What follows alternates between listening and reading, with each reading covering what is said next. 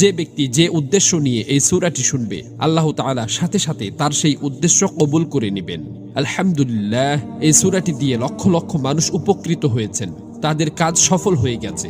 তবে এই সূরাটি শোনার কিছু শর্ত রয়েছে। প্রথম শর্ত হলো, সূরাটি শোনার আগে যে কোনো দরুদ শরীফ 3 বার পড়বেন। আপনারা চাইলে সাল্লাল্লাহু আলাইহি ওয়াসাল্লাম এই ছোট দরুদটিও পড়তে পারেন। দ্বিতীয় শর্ত হলো, সূরাটি শোনার সময় আপনারা আপনাদের আশা আকাঙ্ক্ষাগুলো অন্তরে রাখবেন। এরপর সূরাটি প্রথম থেকে শেষ পর্যন্ত শুনতে হবে। কোনোভাবেই সূরাটি অসম্পূর্ণ রেখে যাবেন না। যদি অসম্পূর্ণ রেখে যান, তাহলে আপনাদের কোনো কাজই সফল হবে না। এজন্য সূরাটি মনোযোগ দিয়ে প্রথম থেকে শেষ পর্যন্ত শুনুন।